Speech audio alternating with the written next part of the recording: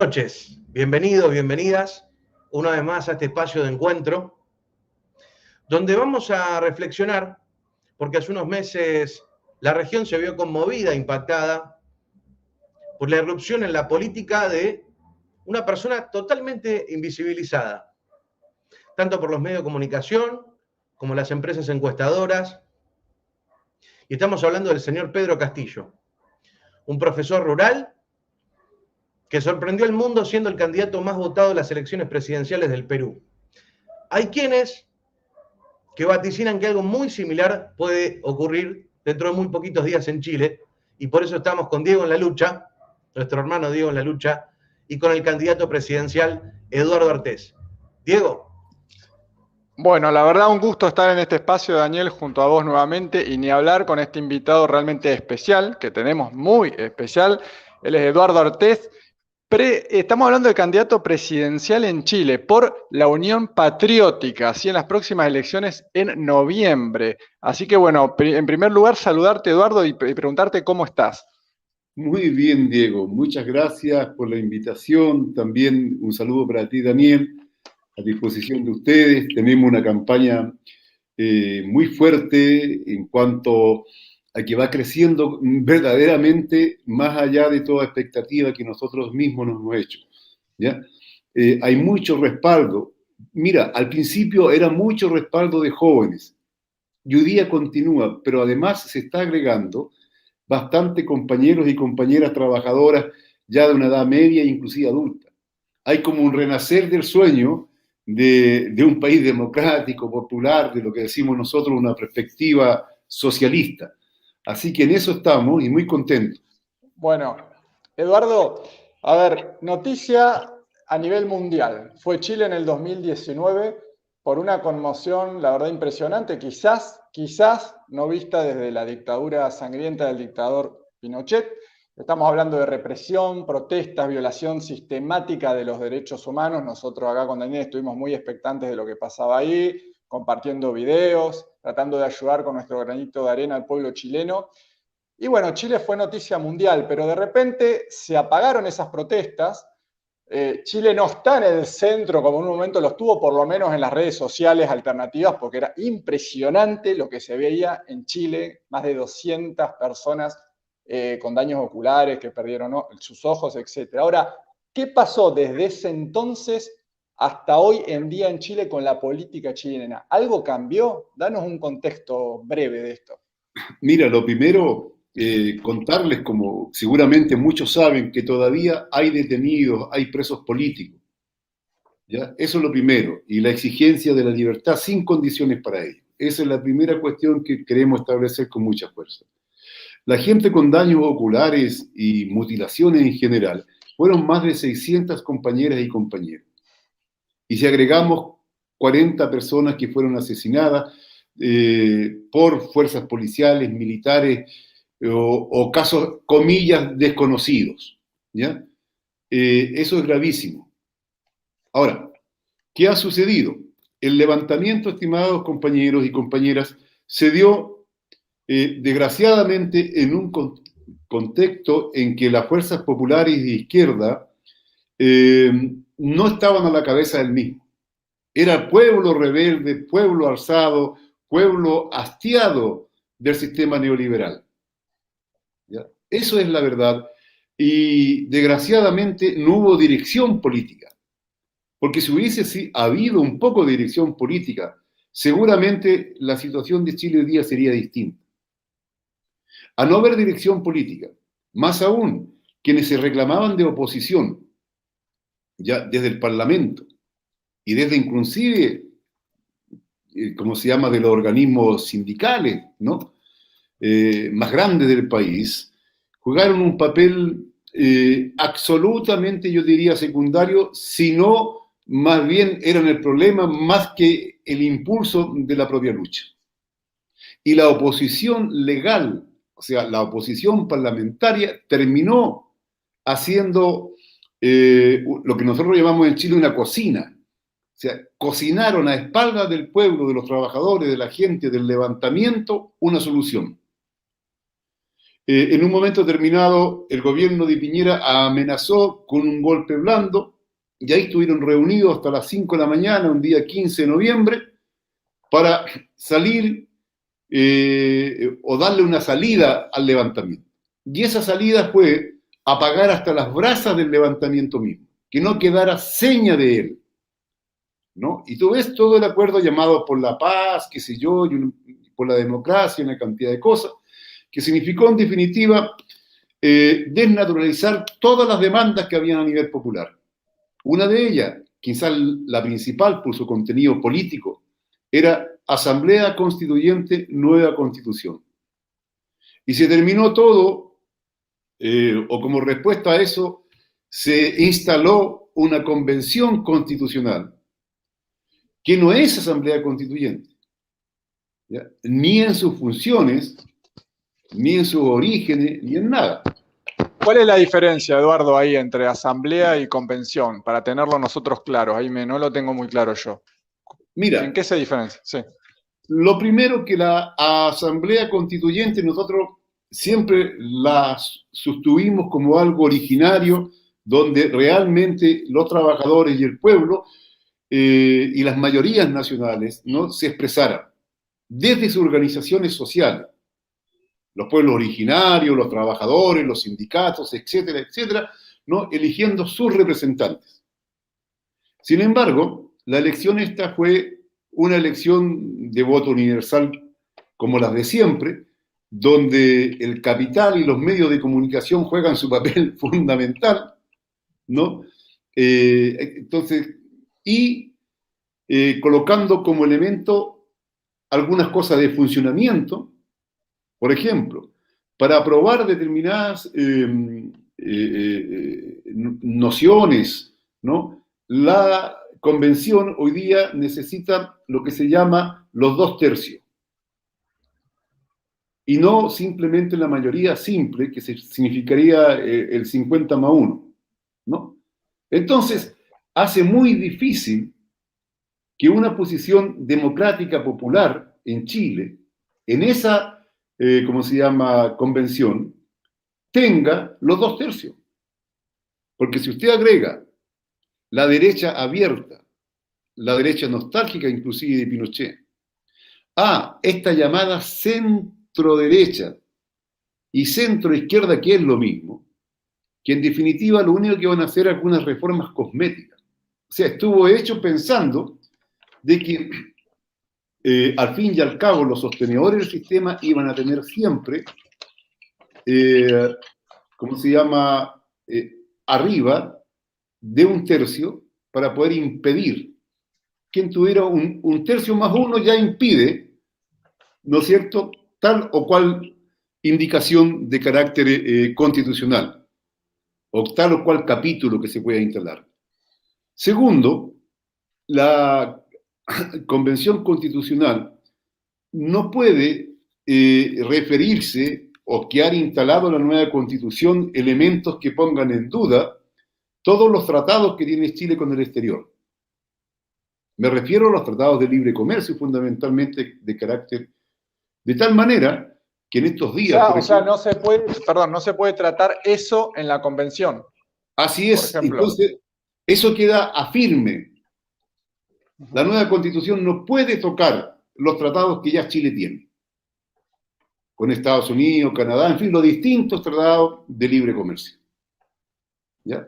A tal es así que están apurados, ¿no?, para poder instalar como sea posible antes del término del gobierno de Piñera, lo que es el TPP-11, por ejemplo. Están apurados, fue Piñera hace pocos días a Europa para un nuevo tratado de libre comercio con Europa, dejarlo amarradito ahora.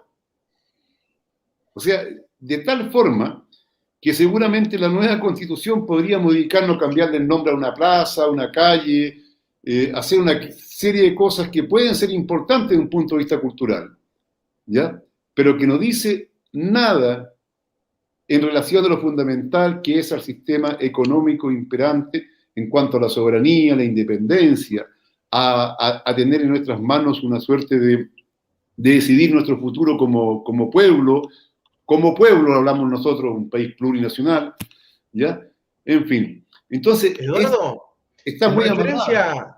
en referencia a eso que está planteando, me gustaría preguntarle, porque vos comenzaste diciendo lo de la furia popular, que era algo espontáneo, desorganizado, y no hubo quien lo encauce. Y tanto Diego como yo veníamos haciendo mucho hincapié en que no sea en vano, tantos chicos que perdieron sus ojos, los muertos, los presos, pero no veíamos que surgiera un liderazgo y un movimiento que pudieran causar eso en un proyecto de transformación. Estaba muy claro que este modelo ya el pueblo no lo quiere, pero ¿cuál iba a ser la propuesta superadora? Sonaba y rebotaba en nuestros países el nombre, por ejemplo, de Daniel Jadue, pero va a una interna con el candidato Boric que se pierde y ahí estamos todos con más dudas que certezas. Por eso, y en relación a lo que usted está hablando, ¿no? De reformas cosméticas y no meterse con la estructura socioeconómica de Chile.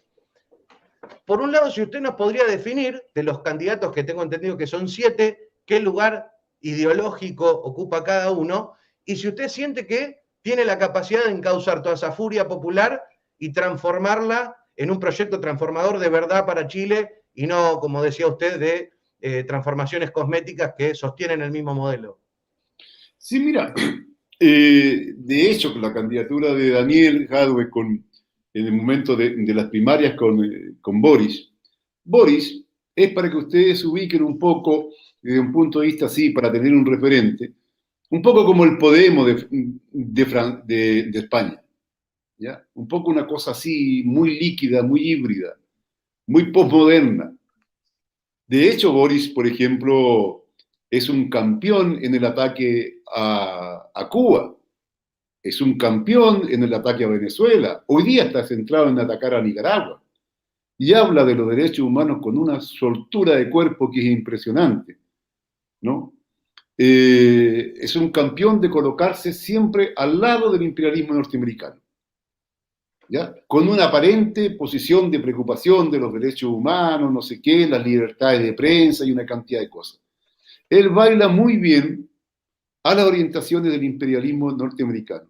No es un fascista, es verdad, es un liberal, que al fin y al cabo termina alineándose con las posiciones del capital todo el tiempo. Boris no tiene en su programa ni un tufito, ni un olor a antiimperialismo y a soberanía nacional. Él no habla, por ejemplo, de renacionalización de los recursos naturales. Apenas un impuesto pequeñito por aquí, por acá, no, mantiene todo como está. ¿Ya? Y por otro lado, menos aún va a tener una situación de eliminar el carácter que tienen nuestras Fuerzas Armadas, por ejemplo, que las Fuerzas Armadas chilenas quizás son una de las Fuerzas Armadas con un componente ideológico fascista, así, derechamente, más profundo de toda América Latina. ¿Ya? Entonces, él es una persona que está, ¿cómo se llama?, compitiendo en un espacio en común con lo que fue la nueva mayoría o la concertación en su momento, donde llega una candidata como la Yanna Proboste, que es demócrata cristiana, ¿ya? Una demócrata cristiana que todos sabemos el papel que ha jugado la democracia cristiana en Chile. Por ejemplo, la democracia cristiana en Chile se robusteció y tomó raíces fundamentalmente a partir de lo que fue la Alianza para el Progreso en tiempo de Kennedy, ¿no? Como una alternativa al avance de las fuerzas de izquierda en Chile, que en definitiva terminó con un gobierno de la democracia cristiana que se llamó la Revolución y Libertad con Frei Montalva, y posteriormente vino el gobierno del compañero Salvador Allende. Pero la democracia cristiana siempre ha estado ligada al imperialismo norteamericano. Eduardo, sí, sí. Eduardo, ahí que estás hablando justo del ejército, yo vi el debate completo, muy interesante, ¿no? Como estaban los candidatos Sichel y Kast, bueno, de la ultraderecha chilena, esa especie de prejuicio contra el pueblo, nunca te hablan de los sectores concentrados de la riqueza, es más de lo mismo. Cuando hablan de estas revoluciones populares, hablan por poco de forajidos, ¿no? Es el mismo discurso que tuvo Macri en su momento acá, que tiene Duque en Colombia, con lo que está pasando allá. Y vos hablás de una renovación total. de las Fuerzas Armadas. ¿Vos pensás que este es el desafío más difícil que tendrías en caso de llegar al sillón presidencial? Es el desafío más difícil, pero es una de las cuestiones que sí o sí deben de resolverse.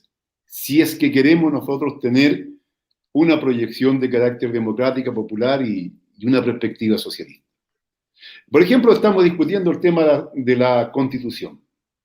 Todas las constituciones en Chile, la del 33, luego la del 25, estamos hablando luego la del 80, todas fueron hechas con el filo de la bayoneta encima. Nunca ha existido una asamblea constituyente en Chile. ¿Ya? Y además de eso, no hay ninguna duda que hoy día las Fuerzas Armadas están, digamos, observantes, mirando todo el proceso y esperando las condiciones objetivas para poder hacer un ruido de sable en algún momento para indicar hacia dónde tienen que ser las cosas. En Chile las Fuerzas Armadas tienen a su haber la masacre de más de 30.000 chilenos a través de la historia, ¿ya? En distintos momentos.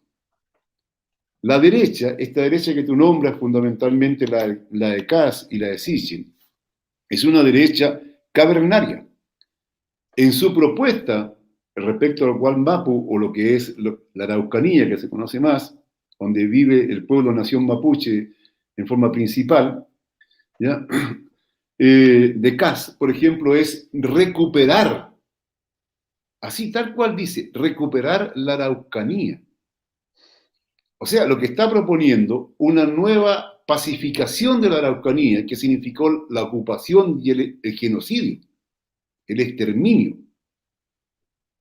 Eso es lo que están proponiendo desde la derecha, y lo dice textualmente en su programa, la ocupación militar de la Araucanía.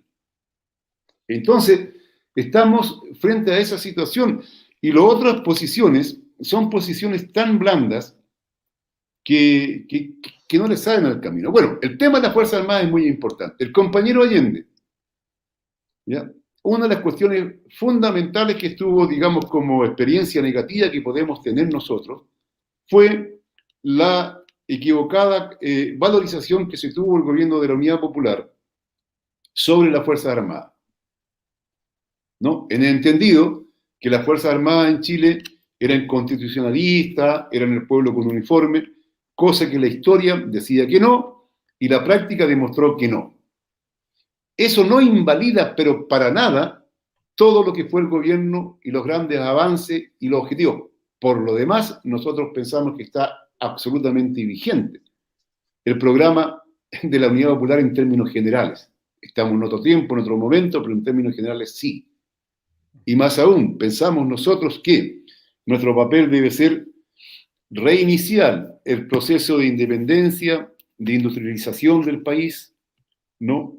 Y de avanzar en la justicia social con una forma de gestión distinta, y hablamos siempre de las tres áreas, área estatal, mixta, privada, cooperativa, etc., ¿no? Todo eso fue algo que sigue en pie, pero el tema frente a las Fuerzas Armadas es fundamental tenerlo en claro. Nosotros no tenemos una nueva Fuerzas Armadas y al poco andar vamos a tener un golpe sangriento sobre nuestras espaldas.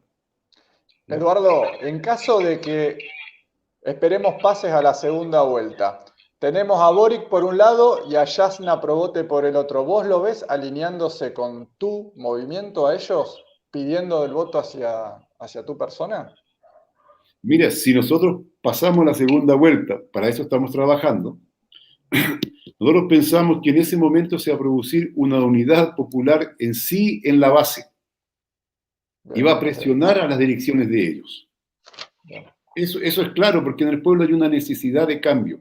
El levantamiento del 2019 creó elementos o desarrolló elementos ideológicos a nivel de las ideas en la gente que es distinto a lo que había antes. Si ustedes ven el Chile de hace 3, 4 años atrás, no obstante todas las contradicciones sociales, en fin, profundas, era muy difícil que algunos se declararan obreros, trabajadores, pobladores, gente del pueblo. todos tenían un cierto arribismo, una cosa que hacía hablar de emprendedores, de colaboradores, etc. Hoy día, tú escuchas inclusive las entrevistas en la radio, en la televisión, la gente como habla en la calle. Yo soy trabajador, soy obrero, yo soy poblador, defiendo mi derecho a tener una casa y soy pobre, y te lo dicen en la cara con mucha fuerza, cuestión que un tiempo atrás no se decía. O sea, hay una ubicación de clase, de ubicarse en un lugar determinado, ¿ya?, que antes no había. Y eso atraviesa el electorado de Boris, de Yasna, indiscutiblemente que sí. Perfecto. Candidato, usted planteaba hace un rato el tema de atacar a Cuba y atacar a Venezuela. Sepa que este espacio es un espacio de defensa innegociable de los proyectos hermanos de Cuba y de Venezuela, pero la experiencia reciente, sobre todo en campañas políticas, nos muestra que hasta los candidatos que más nos representan, en campaña eligen no hablar del tema, obviarlo, en el mejor de los casos, no hablar del tema, en el peor de los casos, prácticamente empezar a claudicar y acomodar un poquito el discurso al paladar de los medios de comunicación. Y tengo entendido de que usted es el único candidato a presidente en Chile que no anda con medias tintas, que no anda con dobleces y dice, yo defiendo el proyecto de Cuba, yo defiendo el proyecto de Venezuela. Al margen de que eso es algo que nos inspira mucha confianza, en nuestro caso, ¿cómo piensa enfrentarse al electorado con estas campañas constantes de demonización, de que se utiliza a Cuba y a Venezuela como ese cuco para generar miedo y espanto en la población? Mira, yo creo que hay una cantidad de cosas que hoy día, si se trabajan bien, uno puede darle vuelta indiscutiblemente, como se llama, dar la vuelta a la rosca, por decirlo de alguna manera. Tú ves lo que ha sucedido hoy día, una cosa horrorosa en Iquique, una ciudad del norte de Chile, donde hay está viviendo en la calle, en una plaza pública, una cantidad, en condición de calle, una cantidad enorme de venezolanos, con carpas, qué sé yo, viviendo ahí. Gente que entró en forma ilegal ya hace un buen tiempo. Esa gente que llegó a Chile, llegó fundamentalmente entusiasmado por la actitud irresponsable y criminal, ¿no es cierto?, de Piñera junto a otros cuando se juntaron en Cúcuta, ¿no?, y ofreció desde la frontera entre Colombia y Venezuela una visa de responsabilidad democrática para todo el venezolano que se quisiera venir a Chile. Una visa especial, donde la gente iba a llegar a lo que ocurrió en Perú. Correcto. Llegar al oasis de América Latina. Esto estamos hablando antes del levantamiento popular del 2019, ¿no? Llegar a un lugar que iban a encontrar trabajo, Chile los recibía con los brazos abiertos. Hoy día, en plena crisis económica, que es por lo demás de carácter mundial, pero en un país neoliberal como Chile, donde el capitalismo es brutal, ¿ya?, simplemente hoy día ya no es posible, ¿no es cierto?, sostener la inmigración que está llegando. Entonces, ¿qué hace el gobierno de Piñera? Lo reprime, y lo reprime de tal forma que incluso se están activando elementos fascistas que hoy día salieron a la calle a quemarle todas sus pertenencias a los refugiados venezolanos, que son fundamentalmente gente de origen popular, engañada, traída con un engaño a Chile, con la idea de que aquí iba a encontrar un lugar maravilloso, y llega acá a un lugar que tiene que pagar por cada vaso de agua que se toma, ¿ya? Y no es entonces de extrañarse, y para nosotros es un elemento importante, las filas que están frente a la Embajada de Venezuela en Santiago, pidiéndole al gobierno venezolano el retorno a Venezuela. No son pocos los venezolanos, y hay aviones fletados constantemente por el gobierno venezolano para repatriar a una cantidad importante de venezolanos, y nunca alcanzan. Yo personalmente, algunas personas venezolanas me han pedido, cosa que yo no puedo hacer, que interfiera frente al embajador venezolano para ver la manera como puede tener un cupo, sabiendo, digamos, que uno tiene una actitud de apoyo al gobierno legítimo y al gobierno popular venezolano. Sí, sí, esto que decís, Eduardo, la verdad que es un tema recurrente a lo largo y a lo ancho de nuestra Latinoamérica, ¿no? Desde Paraguay, Argentina, Brasil, en todos los lugares que han ido las migraciones venezolanas, termina siempre en lo mismo. Y estamos hablando de personas engañadas que por ahí tienen origen popular, sin fondos, ¿no? Que hasta han vendido sus cosas para viajar. No estamos hablando de los que sabemos que viajan con muchos dólares y compran negocio en el extranjero y dicen que escapan de una dictadura, etcétera, ¿no? Yo te quería hacer una pregunta acerca del cobre, ¿no? Que digamos una materia muy importante en Chile. ¿Qué participación tiene el Estado en la extracción del cobre o demás minerales? Contanos cómo es eso. Mira, bueno, todos sabemos que fue en 1971, ¿ya?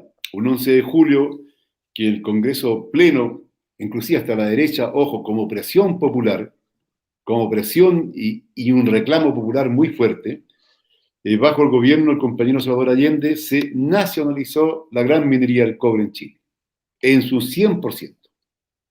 Así de simple. Bueno, vino la dictadura militar fascista. Durante todos los años de la dictadura militar fascista, se privatizó un 20% de la gran minería del cobre. Después aparecieron los gobiernos continuistas, neoliberales, pero llamados democráticos, donde estaba este Partido Socialista Renovado, la Democracia Cristiana, el PPD, los radicales, y en algún momento, incluso en el último tiempo, estuvo el PC. ¿Ya? O también estuvo antes, pero no como parte integrante, sino que una alianza más bien circunstancial. En el periodo democrático en Chile, entre comillas, es el periodo en que se enajenó la propiedad de la gran minería del cobre.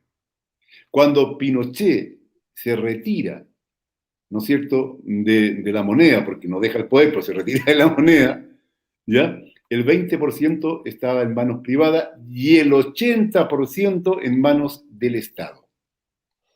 Hoy día, con todos estos gobiernos democráticos, tenemos un 76% en mano privada y un 24% de la gran minería en manos de Codelco, de la empresa del Estado. O sea, han sido los gobiernos democráticos quienes privatizaron la propiedad de la gran minería. Son ellos quienes crearon todas las condiciones para el robo generalizado de nuestra principal riqueza. Esta gente que se llamaba democrático, hasta de odor socialista, fueron quienes privatizaron. No fue la dictadura de Pinochet. Es cierto que se crearon las condiciones legales y todo. Ahora, ¿por qué la dictadura de Pinochet no lo hizo? Porque ellos, al administrar el Estado, tenían esa gran riqueza como casta militar y como grupo, para sus sueños medios raros, porque ellos hablaban de las fronteras de Chile como avanzada. Entonces, Arica era la avanzada chilena en el norte, no sé si llama avanzar sobre ustedes también en Argentina, no tengo idea qué sueño habría en la dictadura, pero claramente para vivir muy bien, ellos requerían tener la propiedad del cobre en manos del Estado, porque el Estado estaba en manos de ellos. ¿Ya? Eso la dictadura lo tenía clarito. Y en distintas sesiones de la Junta de Gobierno, que eran 4 generales de las 4 ramas, ¿ya? Se opusieron reiteradamente a la privatización total del cobre, la cual sí se hizo inmediatamente con los gobiernos democráticos. Vos recién hablaste de una empresa estatal que tiene el 75%, ¿o entendí mal? Sí, ¿Hablaste? No, al revés. El Al revés. 75% está en manos privadas. Está. ¿Y la empresa cómo se llama? ¿Hay una empresa puntual o en manos de muchas empresas está el negocio del cobre? La empresa del Estado es Codelco. Codelco se llama una empresa de la gran minería y también existe luego una empresa de la pequeña y mediana minería que es Enami, ya, pero es de un nivel mucho más bajo. Pero Codelco de la gran minería tiene hoy día un 24% del total de la propiedad minera. de la gran ¿Y cuánto minería. cuánto le queda al pueblo chileno de esta extracción y luego seguramente venta al exterior y seguramente todo lo que es cobre lo procesarán en Europa o en Estados Unidos, como siempre hacen, ¿no? O en tema de la Mira, materia prima. en Chile se vende, yo te diría, más del 98% del cobre en estado bruto, ¿no? No se elabora, no se industrializa en Chile. Que es uno de los reclamos que tienen inclusive los sindicatos mineros. Hace pocos días atrás estuvieron 3 sindicatos de una de las minas más importantes, que es La Escondida, en Chile, ¿cómo se llama?, en conflicto, y planteaban, además de sus reivindicaciones propias, la renacionalización y una efectiva industrialización del cobre en Chile, porque eso tiene un valor distinto que venderlo de esta manera. Ahora bien, ¿cuánto aporta, por ejemplo, el sector estatal, ¿no? Aporta prácticamente el 40% del ingreso, ¿no es cierto?, que tiene el Estado, ¿no? La empresa estatal. Y la empresa privada, ¿ya? Y aporta una parte prácticamente igual, no obstante que ellos son el 76% Ajá, de la propiedad. ok. ¿Te fijas? Entonces, claro, uno vía impuesto y otro vía aporte directo, ¿ya? Pero eso es.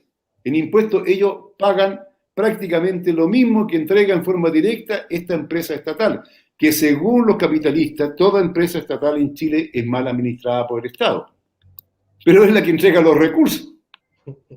Sí, Eduardo, recién mencionó algo muy importante, que es el valor agregado a la producción primaria, que muchas veces cuando la prensa trata de inmiscuirnos en la Guerra Fría y que la gente vaya a votar por sensacionalismos políticos que tienen que ver con otras experiencias históricas y con otras latitudes, nosotros hacemos mucho hincapié en que para saber dónde está el compañero, dónde está la opción que te representa, hay que ver mucho cuál es la mirada en cuanto a esto, ¿no? En cuanto al valor agregado a la producción primaria, que es la base de la riqueza de los pueblos y no de las grandes corporaciones que les conviene usufructuar las materias primas. Por un lado, preguntarle eso, ¿qué lugar ocupa en su modelo para Chile el valor agregado a la producción primaria? ¿Y qué lugar ocupa en las relaciones internacionales este concepto del que venimos hablando tanto, que es la patria grande? Si usted tiene pensado, si ya viene trabajando en relaciones con, por ejemplo, el gobierno de Bolivia, recién mencionábamos Cuba, Nicaragua, Venezuela, el gobierno argentino, que está en un momento medio extraño, pero está Cristina Kirchner como garantía, Lula da Silva, que el año que viene tiene muchas posibilidades. ¿Cómo se vendría este nuevo Chile? Bueno, en cuanto a la industrialización, evidentemente que ese es un eje fundamental. Yo ya lo decía, vamos a retomar el camino de industrialización que propuso e inició el gobierno del compañero Salvador Allende. Única garantía para caminar con nuestros propios pies. En cuanto a las relaciones internacionales, vamos a tener unas relaciones de respeto mutuo y de apoyo a nivel internacional con todos los países y no injerencia en los asuntos internos. Pero lo que dice relación con América Latina, pondremos especial cuidado en las relaciones con los países de América Latina y particularmente con aquellos que llevan adelante procesos democráticos de soberanía, de independencia y de justicia social. Buscaremos con ellos, digamos, el máximo de colaboración y participación. Y también, como decíamos, digamos, no buscamos nosotros echarnos a Estados Unidos encima, pero ese va a ser un problema de Estados Unidos, no es un problema nuestro. Nosotros vamos a mantener una política soberana e independiente, una política de defensa de nuestros intereses, pero no nos vamos a negar a tener comercio. Son los demás que... Sabemos que hay algunos que tienen esas prácticas, particularmente el imperialismo norteamericano, no somos ingenuos. Pero también sabemos que existe hoy día 194 o 195, no sé, la Naciones Unidas reconoce 194, estados en el mundo, ¿no?, con los cuales podemos negociar. Existe desde Vietnam, China, etcétera. que con legislaciones nuevas, favoreciendo lo que es nuestra independencia y soberanía, van a haber condiciones para entrar en un negocio con ellos que permita, ¿no es cierto?, un máximo de ganar ganando, por decirlo de alguna manera, ¿no? Y no solamente como nos ha pasado hasta hoy día, tú ganas y nosotros perdemos y seguimos perdiendo, ¿ya? O sea, claramente no nos vamos a negar, somos parte del mundo, a tener intercambio comercial y de todo tipo con mucha gente, pero en un irrestricto respeto. Y nuestra soberanía y nuestra solidaridad y apoyo va a ser a los países que buscan la independencia y la soberanía, incluso más allá de nuestro continente. Recién hizo, bueno, una introducción genial, Daniel, cuando hablaba de este paralelismo con Pedro Castillo, ¿no? Y antes de anunciarte, Eduardo, en caso de que Eduardo Artés llegue a un balotaje, llegue a una etapa final, ¿no es cierto?, con algún candidato de estos de derecha, sea el de Piñera o el otro, pero bueno, sabemos que todos están en la misma sintonía y todos tienen el mismo amo de fondo. ¿Vos ves un reconteo de votos cabeza a cabeza, como pasó con Pedro Castillo en Perú, que estábamos todos infartados, con Daniel Meta mandando mensajes, con gente de Perú diciendo qué pasa, y estuvimos así, y estuvimos, bueno. ¿O ves un triunfo realmente? Le contamos al que no sabe que Eduardo es profesor, por eso hacemos el paralelismo. Perfecto. Mira, sí, la derecha aquí tiene bueno, tiene la economía en sus manos, tiene el país en sus manos, los medios de comunicación, tiene todo. Hay una también, ¿cómo se llama?, situación ideológica, forma de pensar preexistente en la gente, como consecuencia de ese dominio económico, político, social. Entonces, existe un electorado que compra las ideas de la derecha. El miedo a la izquierda, esa propaganda de Chilezuela que de repente tiran con mucha fuerza, ¿no? Hay hasta un programa en un canal de televisión que se llama Chilezuela. Sí. Acá hay uno que se llama Argenzuela, estimado. Imagínate. Bueno, es lo mismo, ¿no?, que en todos lados. Entonces, ellos van a trabajar con mucha fuerza eso, ¿no? Nosotros confiamos en que el levantamiento popular y las causas del mismo, ojo, que hoy día no han sido, ¿cómo se llama?, ni siquiera limadas, ojo, la profundidad, el alcance de los problemas que llegaron, ¿cómo se llama?, al levantamiento, hoy día se han acentuado. Tenemos más cesantía, hay más inflación, ¿ya? Hay una cantidad de problemas que son gravísimos a nivel social. El sueldo mínimo prácticamente no alcanza para nada, el tema de las pensiones con la AFP es un escándalo, ¿ya?, que recorre todo el país. Es decir, nosotros pensamos de que sí, a partir de los intereses inmediatos de la gente, unido a la perspectiva, es posible movilizar y tener una extraordinaria votación, ¿no?, y golpear a la derecha. Ahora, la derecha es muy poderosa en Chile. Tiene no solamente dinero, si tienen las Fuerzas Armadas, son totalmente de ellos. En las Fuerzas Armadas hasta el día de hoy se continúan haciendo homenaje, por ejemplo, a Pinochet. Y ese es un elemento que todavía se considera al pueblo como enemigo interno. La teoría de la seguridad nacional está presente, ¿no es cierto?, en los cuarteles. Ese es un tema no menor. O sea, Sí, Eduardo, no me quiero escapar, hablaste de la AFP, de las AFP, y te vi en el debate también, y a cada uno de los candidatos que hablaban. ¿Vos le podés explicar al público de qué se trata este debate? ¿Por qué está siempre en el centro de la política chilena estas pensiones, ¿no es cierto?, en manos de privados, estas jubilaciones en manos de privados, y ahora se habla de un cuarto retiro? ¿De qué se trata esto exactamente? Mira, en pleno periodo de la dictadura, cuando la oligarquía chilena no tenía caja, porque indiscutiblemente habían problemas internacionales con algunos bancos, que esto de los derechos humanos, en fin, ¿ya?, y tenía que resolver. No encontró cosa mejor que echar mano a los fondos de pensiones y creó un sistema adecuado para un ahorro forzoso por parte de los trabajadores, con la imagen de que estos eran fondos de pensiones para obtener pensiones. La verdad que era, ¿cómo se llama?, un préstamo que le hacía la gente a estas empresas. Un préstamo sin retorno, ¿ya? Obligatorio. Y tenemos el caso de que todas las administradoras de fondos de pensiones no han generado ni una sola pensión decente. Ellos, cuando instalaron los fondos de pensiones, el hermano de Piñera, José Piñera, fue el creador de todo esto, en plena dictadura de Pinochet, planteó que íbamos a tener varias veces el sueldo del último sueldo que nosotros dejábamos cuando ya uno jubila. Y hoy día se obtiene con suerte un tercio, y si no menos que el tercio que tú sacaste en el último sueldo. O sea, hoy día las pensiones en Chile son miserables.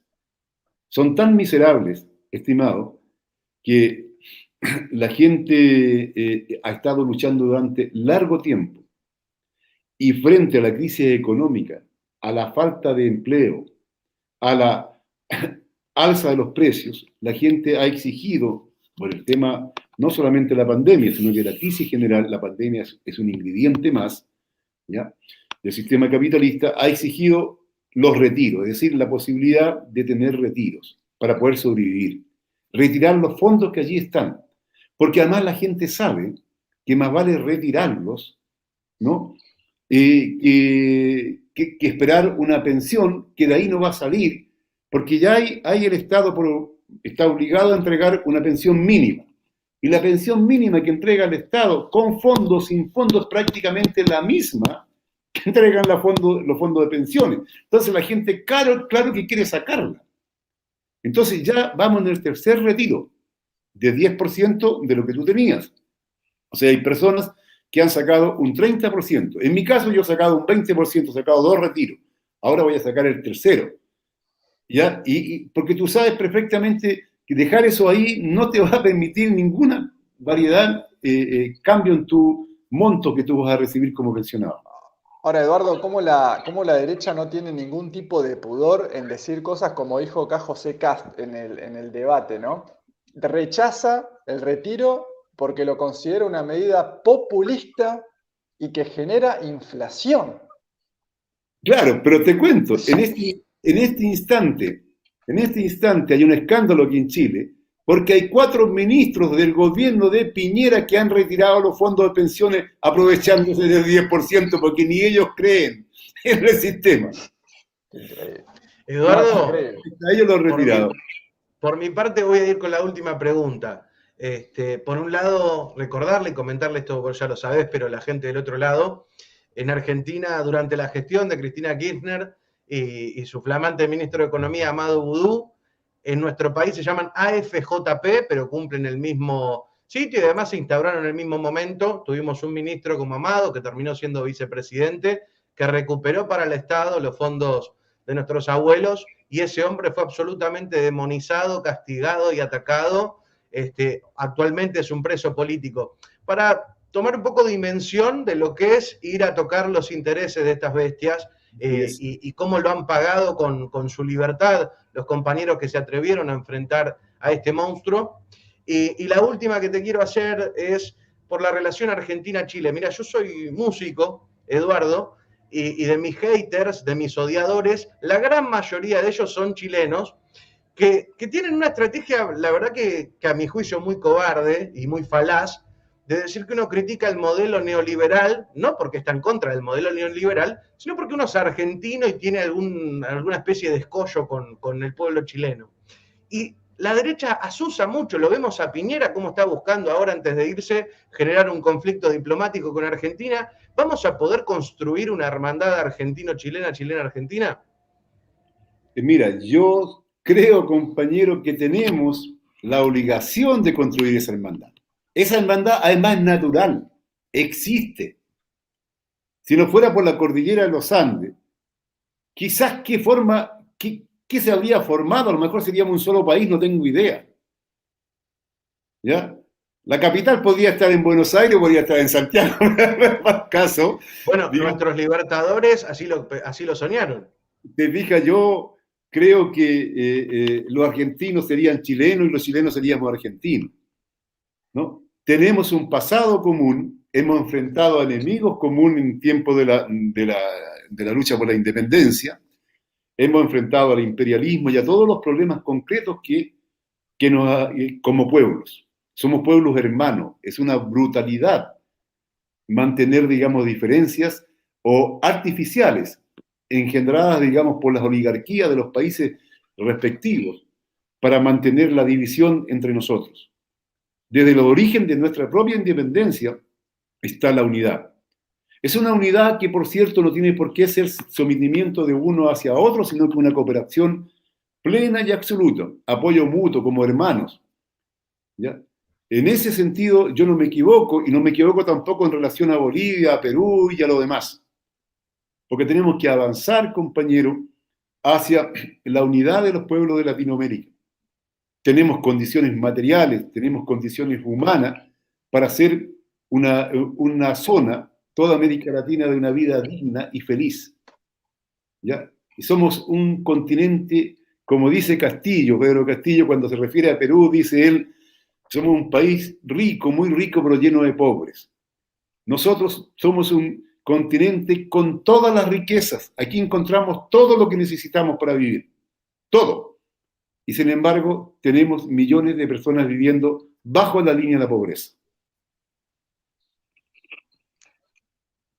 Totalmente. Yo de mi parte, lo único que voy a decir es realmente agradecerte, Eduardo, por disponer este tiempo para esta entrevista. La verdad que te deseo muchísima suerte. Realmente sería espectacular que alguien con tu mirada latinoamericanista, con todo esto que estás expresando, ¿no? Esta mirada histórica, esta decisión de ir por un pueblo con dignidad, por un pueblo con más derechos y de enfrentar justamente al monstruo del que hablaba Daniel, ¿no? Así que muchísimas gracias, Eduardo. No, gracias a ti, Diego y Daniel. Solamente si los chilenos y o los compañeros, hermanos argentinos que ven este video, simplemente organícense o ayuden a los chilenos que están allí a organizarse para que vayan a votar. Es verdad que los cambios no se hacen con un papel y un lápiz solamente. Se hacen con movilización, con organización social, sindical, popular, ¿no? De los intelectuales, los trabajadores, dueñas de casa, en fin, todo, es verdad. Pero hay momentos en que la lucha electoral juega un papel bastante relevante, importante. Y este va a ser uno de ellos. Entonces nos da lo mismo de ir a votar o votar por cualquiera, ¿no? En las próximas elecciones presidenciales. Le hacemos un llamado entonces a todos quienes nos vean y que puedan votar en la República de Argentina, la República Hermana de Argentina, ¿ya? Y que son chilenos con derecho a voto, a que se movilicen y vayan a votar. Asuman la responsabilidad que tienen con Chile, con Argentina y con la vida como trabajador y como pueblo. Eduardo, me sumo a las palabras de Diego y lejos de ser un buen gesto o buena educación, de todo corazón le deseamos mucha suerte, compañero. Un abrazo grande. Muchas gracias, Daniel, un abrazo grande, éxito en todo y muy agradecido de haber estado con ustedes. Ahí estuvo con nosotros el candidato presidencial Eduardo Artés. Diego, tu conclusión de esta charla. Bueno, la verdad, qué profundos deseos. Me pasa lo mismo que me pasaba con las elecciones en Perú, ¿no? Con Castillo, que digo, qué ganas de que gane Castillo en Perú, y ganó. ¿Y por qué no en Chile, que Eduardo de repente dé el batacazo, así sea por 0,1%, que pase al balotaje y que sea una elección histórica para este pueblo tan valiente, ¿no? El chileno, que tanto ha sufrido, que tanto lo han sometido a tantas torturas, ¿no es cierto? Y a tantas violaciones a los derechos humanos. Así que bueno, vamos a estar más que atentos. Totalmente. Yo creo que me voy de esta charla lleno de certezas, de encontrar tantas coincidencias, de encontrar por fin un líder popular en Chile que represente estos valores, estas ideas que con tanta con tanto esfuerzo venimos predicando y que muchas veces cuesta. Chile es un país hermano, tenemos una historia común muy fuerte y que eso se pueda llevar adelante, no solamente desde la Hermandad Popular, sino desde Estado a Estado, y terminar con esa historia de rivalidades, odios y enfrentamientos artificiales, como bien decía Eduardo, es una oportunidad muy valiosa y desde nuestro humilde lugar haremos lo posible para que eso ocurra. Diego, nos vemos la próxima. Bueno, nos vemos, Daniel. Chau, chau. Un abrazo grande, gente, gracias por estar.